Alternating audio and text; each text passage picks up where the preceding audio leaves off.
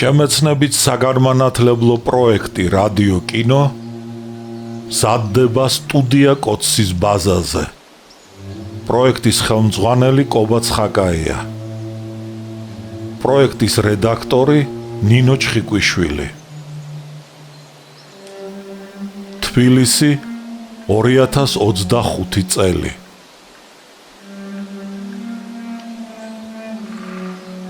ალექსანდრე ქუთათელი, პირისპირ, რომანი 2 ტომად და 4 წიგნად. პირველი ტომი.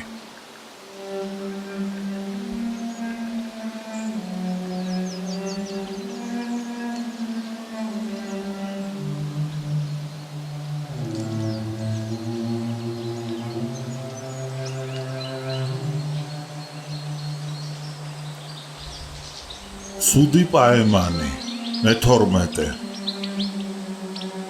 მაგრამ წინასწარ გრძნობრა ვაებას, განშორების ჟამს გარდუვალს ველი. სურს ჩამოგართვა ჩემო ღვთაებავ, უკანასკნელად მთრთოლვარე ხელი. პუშკინი.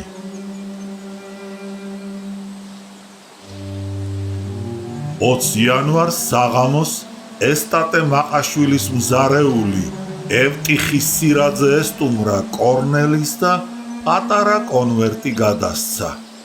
კორნელიმ ნინოს ხელი იცნო და მაშინვე გახსნა. კორნელი, წერდა ნინო, ჩვენი შეხვედრა აუცილებელია. ფრიად მნიშვნელოვან საკითხზე უნდა მოგელაპარაკოთ. საპატიო მიზეზების გამო ჩვენსა ვერ მიგიღებთ. ვერც მე გეახლებით თქვენსა. ხვალ საღამოს 8 საათისათვის ელოს ბინაზე შევხვდეთ ერთმანეთს. ევტიხის გამოატანეთ წერილი. მაცნობეთ, შეძლებთ თუ არა ხვალ საღამოს ელოს ბინაზე მოსვლას. ნახვამდის, ნინო მაყაშვილი. კორნელიმ რამდენჯერმე წაიკითხა წერილი. მაგიდაზე დადოდა, მხოლოდ მაშინ შეამჩნია, რომ ევტიხი აქამდე ფეხზე იდგა. მაზარაში გახვეულ მზარეულს ბუხრის ქუდი მოეხადა და ჯარისკაცივით გაჭიმულიყო. კორნელიმ სკამი შესთავაზა და თვითონაც მაგიდასთან დაჯდა. ევტიხი განცვიფრებით მიაშტერდა ეტაჟერზე შემოდგმულ თავის ქალას, წიგნებით სავსე კარადას, საწერ მაგიდას, რომელსაც ყუმბარის ცარიელი ვაზნა ამშვენებდა. ოთახის კუთხეში მიყუდებულ შაშხანას და ხმალს. რა ამბავია მაყაშვილებისას? ჰკითხა კორნელიმ. ნინოობა დღეს დიდი არეულობა, მეორედ მოსვლა იყო, მიუგო ევტიხიმ. სახეზე ჭარხალივით წამოწითლდა, თვალები მელასავით აუციმციმდნენ და დაწვრილებით უამბო ყოველივე, რაც ნახა და მოისმინა. ახლა კი ვიცი, ჩემო კორნელი, ჩვენსას რატომ არ დაიარები? ნინო პლატონ მოგველაძეს უნდათ მიათხოვონ, მაგრამ ქალს შენ უყვარ ხარ. რა იცი? ქალის ამბავ შენ გაიგებ? რომ არ უყვარდე, გულიც არ შეუღონდებოდა. სულ იმას გაიძახოდა, პლატონს არას გზით არ მივთხოვდებიო. ქალს არ უყვარს და ქალის მშობლებს რამ შეაყვარა ის ულვაშ გაპარსული, საჭურვისივი დამჭკნარი კაცი? უკვირდა ევტიხის. რატომ? არ დაეთანხმა კორნელი. პლატონი სახიერი, განათლებული და მდიდარი კაცია. რა შენი შესადარია? აღშფოთდა ევტიხი. შენი გვარიშვილობა, შენი გარეგნობა და მოგველაწისა განა ერთია? განათლებას თუ იტყვი, განათლება არ ჩენ გაკლია. ამდენ წიგნს დღედაღამ კითხულობ. დედა თქვენის სიმდიდრეს და ქონებას პლატონის მამის საწყალი დიაკონის ქონება შეედრება? სანამ მამა ჩემი ცოცხალი იყო და ხალხს აქიმობდა, მიუგო კორნელიმ. მართლაც მდიდრებში ვეწერეთ. ახლა კი რა დიდი სიმდიდრე და ქონება გააჩნია საწყალ დედაჩემს, ქვრივ ქალს. კორნელის უფროსმა ძმამ, ქირურგმა ევგენიმ, რომელიც მას ეხმარებოდა, მეცნიერული მივლინება მიიღო და ამას წინათ ცოლითურთ პარიზში გაემგზავრა. დეიდა ელენეს მოხუცი მაზლი, სამსახურიდან გადამდგარი და ცარიელ-ტარიელი პოლკოვნიკი ჩამოუვიდა რუსეთიდან ოჯახითურთ. თბილისში ცხოვრება მართლაც გაჭირდა. სურსათ სანოვაგე არ იშოვებოდა. ელენეს წუწუნი არ გაემტყუნებოდა. სოფლიდანაც ისევ დიდი გაჭირვება, შიმშილი და გლეხთა შორის მღელვარება სუფევდა. ადგილის სახნავ-სათესი მიწის ან სხვა რაიმეს გაყიდვა კიდეც რომ მოსახერხებელი ყოფილიყო, ფული არავის ჰქონდა და ვინ იყიდდა. ყველა დარწმუნებული იყო დღეს თუ არა ხვალ გლეხები მემამულეთა მიწებს უთუოდ დაიტაცებდნენ. ამიტომ სოფლიდან დედა კორნელის ფულს ვერ უგზავნიდა. კორნელი კი ძალიან ხელმოკლედ ცხოვრობდა. ჩემისთანა სიძე ვის რად უნდა, ფიქრობდა. ევტიხიმ როდი იცოდა მისი გაჭირვება, იგი მხიარულ გუნებაზე იყო და თავისას გაიძახოდა. დასწყევლოს ღმერთმა, როგორი ხალხია ჩემი ხაზეინები ვერ გამიგია. ადამიანი თუ გიყვარს, განა მისი სიმდიდრე და ქონება უნდა ეძიო. ჩაიქნია ხელი ევტიხიმ და ხრინწიანი ხმით შიქასტებს მოხვა. რად მინდა მე სიმდიდრე ან ქონება, თუ ვინც მიყვარს გვერდზე არ მეყოლება. ზარეულმა კორნელის მუხლში ხელი წაალო, ჩაიხით ხითა და მერმე ისევ განაგრძო. ქალი მრავალნაირი გამონავალა, მე ბათუმის სადგურის მზარეულად რომ ვიყავი, სიმდიდრე და ქონება არ მაკლდა, მაგრამ ჩემმა ქალმა უქნარა, მოკეიფე და ღატაკ კაცში გამცვალა. იმ ღამეს შინ ადრე რომ არ მივსულიყავი, ვერაფერ შევიტყობდი. კორნელი შეეშინდა 1000 ჯერ მოყოლილი ამბის თხრობა ისევ არ დაიწყოსო და ჰკითხა. ევტიხი, როგორ არის შენი და შურას საქმე? საქმე იჩარხება. როგორც იქნა შურას გული მოვინადირე და ბოლოს ცოლობაზე დავითანხმე. უთქვენოდ ქორწილი არ იქნება. მიუგო ევტიხიმ. ყოჩახ, შენ ჩინებული მზარეული რომ ხარ, ადრევე ვიცოდი, მაგრამ ასეთი კარგი მონადირე თუ იყავი, როდი მეგონა, შენიშნა კორნელიმ. მონადირისა და მებადურის შესახებ რა მოგახსენო? აღარ გაკადნიერდა ევტიხი. კარგი მონადირე და მებადური რომ არ ყოფილიყავ, იმ ლამაზ ქალს შენს ბედში ვერ გახვევდი. უთხრა კორნელიმ. ევტიხიმ გულიანად გადაიხარხარა. კორნელი შეეხვეწა. წერილს გაგატა ნინოსთან და ისე გადაეცი, არავინ დაინახოს. არც არავისთან წამოგწდეს, გესმის? დაწერე და გადავცემ. დარდი ნუ გაქვს, დედამიწის გულში რო ჩამაგდონ და ჯოჯოხეთში ეშმაკებმა გახურებულ შამფურზე ამაგონ, იქაც ვერ წამომაცდენენ. კორნელიმ ქაღალდი აიღო და დაწერა. ნინო, ელოსთან დანიშნულ დროზე გეახლებით. თქვენ მართალი ხართ. ჩვენი შეხვედრა აუცილებელია.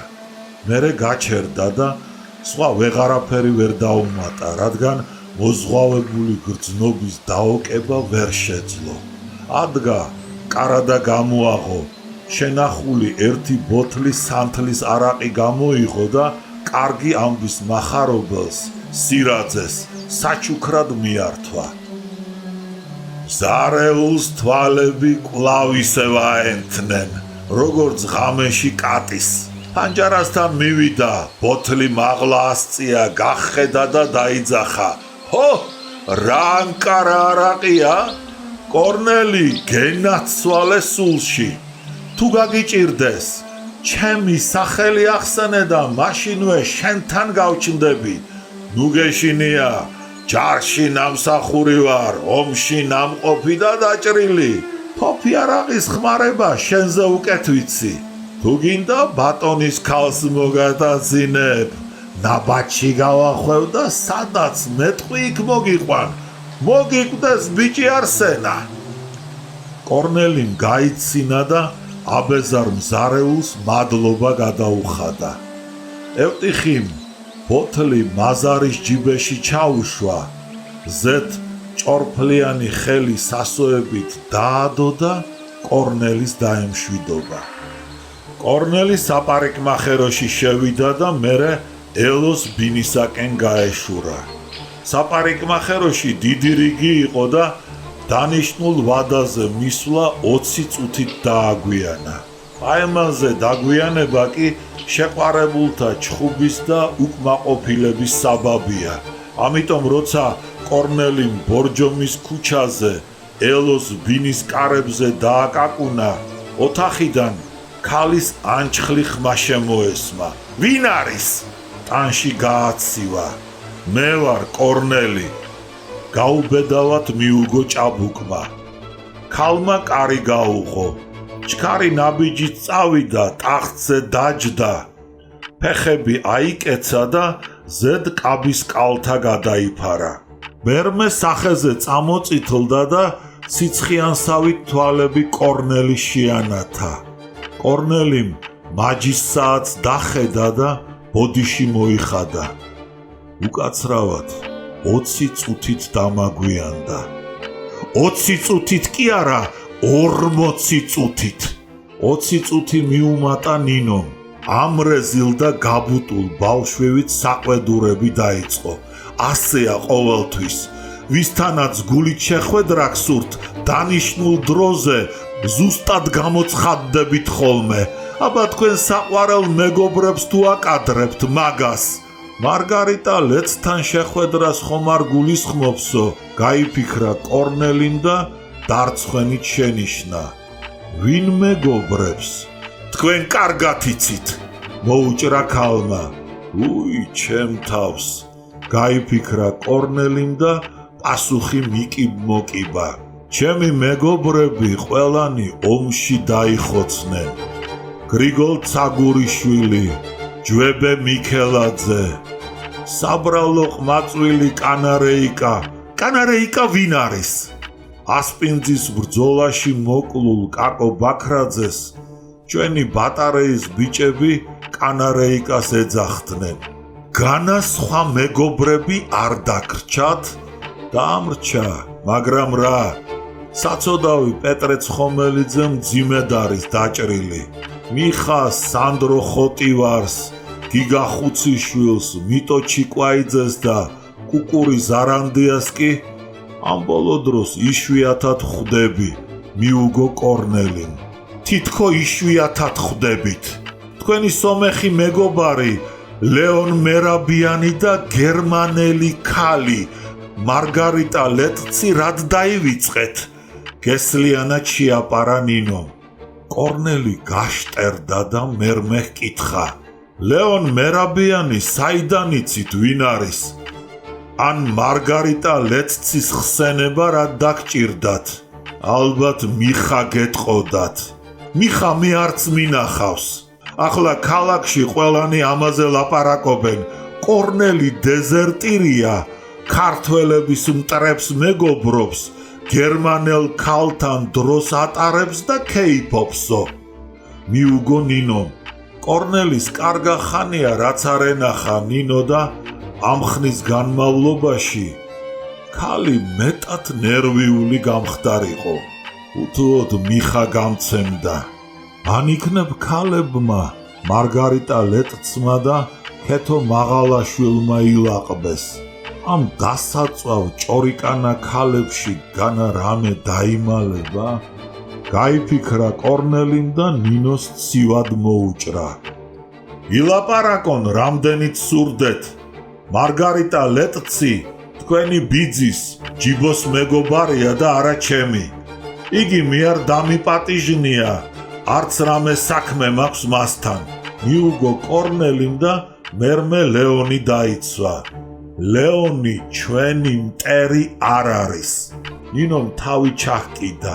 მარგარიტაზე ლაპარაკი უხერხულად მიიჩნია და ამიტომ კორნელის სხვა საგანზე დაუწყო ლაპარაკი. აღიარეთ, ნუ გრცხვენიათ. ომში რომ არ წახვედით, ხომ დიდად დააშავეთ. მე სომეხ ქართველთა ომის წინააღმდეგი ვიყავი. ახლაც წინააღმდეგი ვარ და ვიქნები. არც ქართველებს და არც სომხებს თანხმობის გარეშე ამიერკავკასიაში ცხოვრება არ გვიწერია. ჩვენი და მათი ისტორიული მტრები თურქები არიან.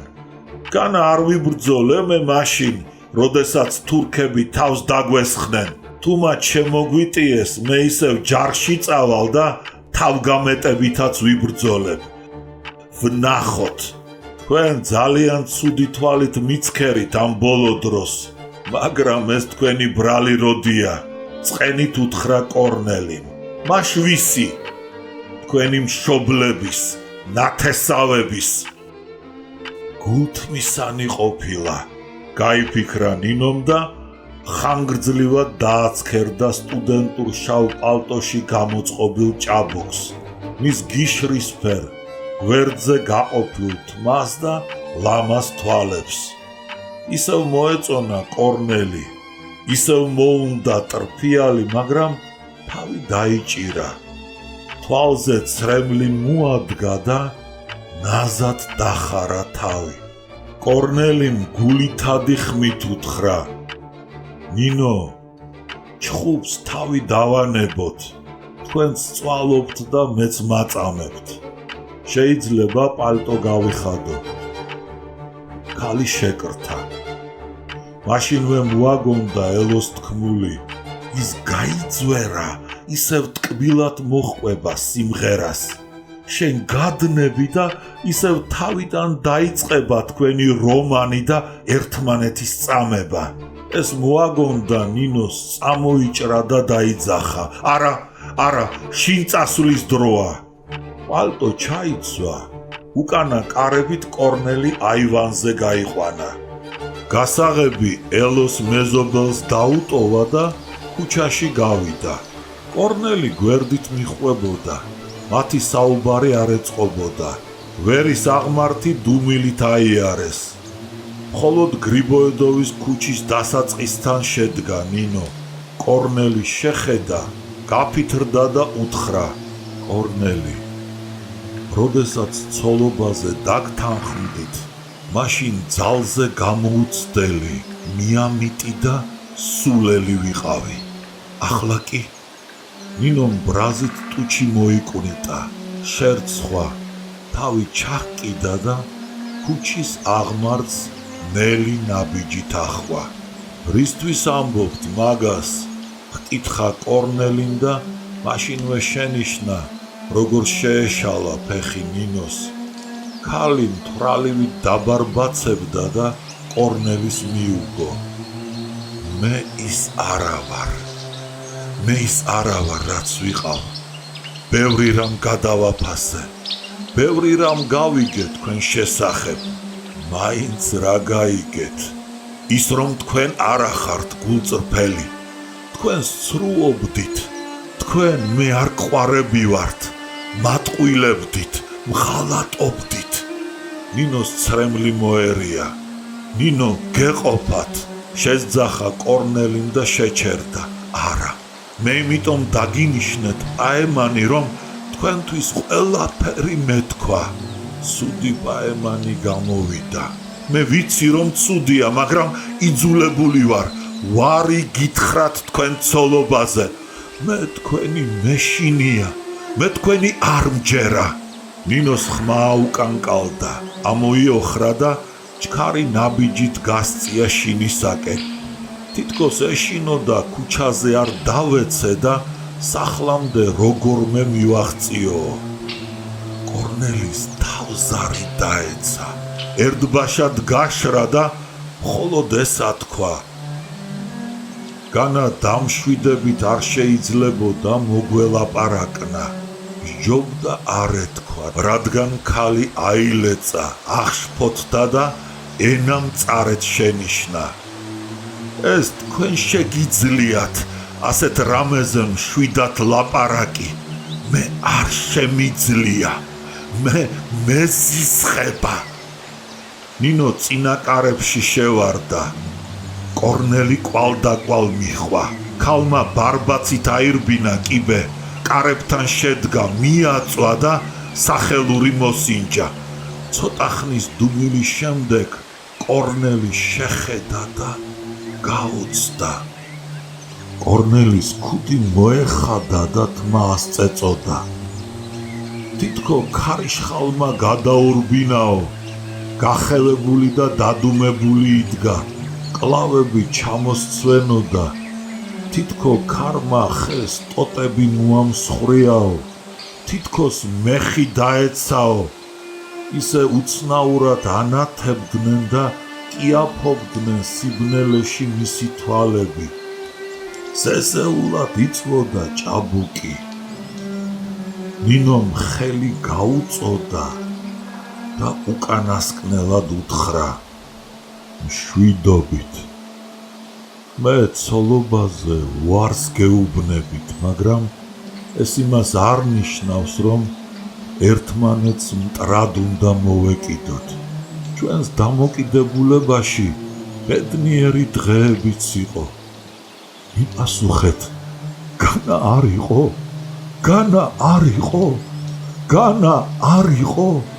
რამ დაგადუმათ? ცრემლმორეული ხმით იყვირა ნინო. კორნელი შეირხა. ნინოს მკლავში ხელი წაავლო და უთხრა: იყო, არის და იქნება. განა შეიძლება მე თქვენი მტერი გავხდე. ნუ თუ თქვენ არ გჯერათ, რომ მე თქვენ მიყვარხართ. განა შემიძლია მე თქვენი მოტყვილება, ნინო. თქვენცა და მეც ჭორების მსხვერპლი ვართ. ნინო, ჭორები შეამოწმეთ, ნინო. დაიძახა კორნელიმ, ქალს სახელო აუწია და ნაცნობი და საამოს სურნელით დაბყურებული ხელთათმანის ზემოთ შიშველ მკლავზე აკოცა. ნინომ ხელი გამოსტაცა და ზარი დარეკა. კორნელი ბნელი დერეფნის კედლის სვეტს გაეკრა. კარები გაიღო და ნინო შინ შევიდა. კედლის სვეტს გაკრული კორნელი ჯვარცმულივით გაშეშდა. ირგვლივ წყდიადი და საოცარი სიჩუმე დამკვიდრებულიყო. მხოლოდ კორნელის ყურებს გაზდიოდათ ჟივილი. თითქოს 1000 ჭრიჭინის ძახილი ესმისო. უცბად კარი ოდნავ გაიღო. იქიდან შუქი გამოიჭრა და კორნელი გაანათა. კარებში ნინოს თავი გამოჩნდა. ქალმა სახე და ტუჩები მუდარით წინ წამოსწია და კორნელის ჩუმად უთხრა: შვიდობით. ნუ გამკიცხავთ, შვიდობით. ნინომ ნელა მიხურა კარი. ჯერ ნახევარი მისი სახე დაიმალა, მერმე ცრემლიანი ცალი თვალი და ბოლოს ყველაფერი დაიხურა. თითქოს კორნელის თვალწინ შავი ფარდა ჩამოეშვაო.